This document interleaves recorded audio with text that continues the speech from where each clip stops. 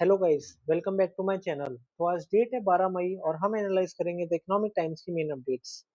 Front page पर first update है। Monday को स्टॉक मार्केट में जबरदस्त गिरावट देखने को मिली। सेंसेक्स 941 पॉइंट्स टूट गया और निफ्टी 25,000 के साइकोलॉजिकल लेवल के नीचे चला गया। इस गिरावट की सबसे बड़ी वजह थी global uncertainty, specially US China trade tension और इन्वेस्टर्स का कॉशियस मूड। इसका सीधा इम्पैक्ट ये हुआ कि इन्वेस्टर्स के 4.3 लाख करोड़ से ज्यादा की वेल्थ एक ही दिन में वाइप आउट हो गई। Next update is project austerity. West Asia और ग्लोबल टेंशंस के बीच इंडियन कंपनीज अब कॉस्ट कटिंग पर फोकस कर रही हैं।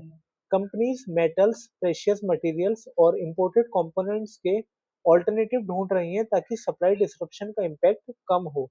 यानी कॉर्पोरेट इंडिया अब डिफेंसिव स्ट्रेटेजी अपना रहा है, दैट इज अननेसेसरी एक्सपेंसेस कम एंड एफिशिएंसी ज्यादा।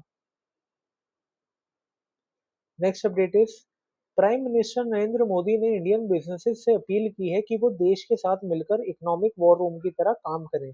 गवर्नमेंट और कॉर्पोरेट लीडर्स मिलकर स्ट्रेटेजी बना रहे हैं ताकि ग्लोबल डिसरप्शंस का इम्पैक्ट इंडिया पर मिनिमम हो। Next update is India government nuclear reactors के आसपास मैंडेटरी बफर जोन्स को रिड्यूस करने पर विचार कर रही है। बफर जोन वो रिस्ट्रिक्टेड एरिया होता है जहां सेफ्टी रीजंस की वजह से कंस्ट्रक्शन और पब्लिक एक्टिविटीज लिमिटेड होती हैं। आपको बता दूं, गवर्नमेंट का गोल है एग्जिस्टिंग न्यूक्लियर साइट्स पर एडिशनल रिएक्टर्स लगाना, लैंड एक्विजिशन की प्रॉब्लम कम करना और प्राइवेट इन्वेस्टमेंट अट्रैक्ट करना। इससे इंडिया को clean energy capacity rapidly expand करने में मदद मिल सकती है।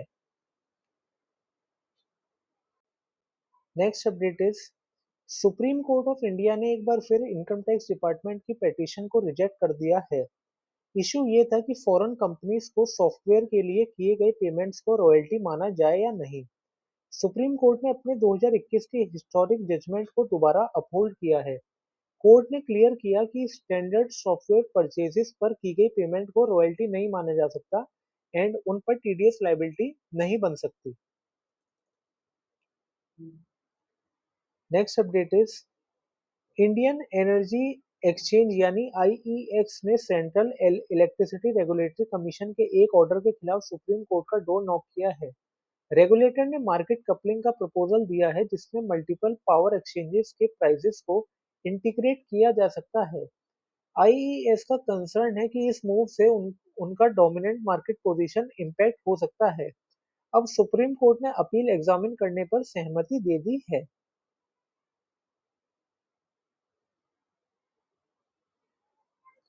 Next update is major broadcasters जैसे Zee entertainment enterprises, Sun TV network और सोनी पिक्चर्स नेटवर्क्स इंडिया एक लीगल डिस्प्यूट में शामिल हो गए हैं। इशू ओटीटी प्लेटफॉर्म वेव्स पर टीवी चैनल के स्ट्रीमिंग राइट्स को लेकर है। ब्रॉडकास्टर्स का कहना है कि उनके कंटेंट राइट्स और कमर्शियल इंटरेस्ट इंपैक्ट हो सकते हैं। नेक्स्ट अपडेट इज अभी किसी नए एआईएफ स्कीम को लॉन्च करने में लगभग 30 दिन तक का वेटिंग पीरियड लगता है। हालांकि सेबी ने प्रपोज किया है कि वेटिंग पीरियड को 30 दिन से घटाकर सिर्फ 10 दिन तक कर दिया जाए। एग्रीगेटेड इन्वेस्टर्स के लिए और भी फ्लेक्सिबल अप्रूवल प्रोसेस हो। ग्रीन चैनल मैकेनिज्म लाया जाए जिससे लो रिस्क या स्टैंडर्ड स्कीम्स को फास्टर अप्रूवल मिले। यानी फंड मैनेजर्स अब इन्वेस्टर से पैसा काफी जल्दी रेस कर पाएंगे। तो ये प्रोसेस अभी सेबी लाया है और देखते हैं ये कब तक अप्रूव होता है। Next update is Donald Trump ने ईरान के रिस्पॉन्स को रिजेक्ट करते हुए कहा कि सीज फायर अब लाइव सपोर्ट पर है। ईरान ने सैंक्शंस रिलीफ, ब्लॉकेड खत्म करने और अपनी सॉवरेनिटी की रिकॉग्निशन जैसे डिमांड्स रखी हैं। ट्रंप ने सिग्नल दिया है कि अगर टॉक्स फेल होती हैं तो यूएस अपना टफ स्टांस कंटिन्यू रख सकता है। नेक्स्ट अपडेट इज रिपोर्ट्स के मुताबिक 3 crude oil tankers straight of Hormuz से गुजरते वक्त अपने ट्रैकिंग सिस्टम बंद करके मूव कर रहे थे। स्ट्रेट ऑफ हॉर्मुज दुनिया का सबसे इंपॉर्टेंट ऑयल शिपिंग रूट में से एक है और जैसा कि आपको पता ही है कि इस वक्त क्रूड की वजह से काफी ज्यादा दिक्कत हो रही है। गाइस, इसी के साथ मैंने रेलेवेंट अपडेट्स आपके लिए सुपरफास्ट तरीके से कवर करी।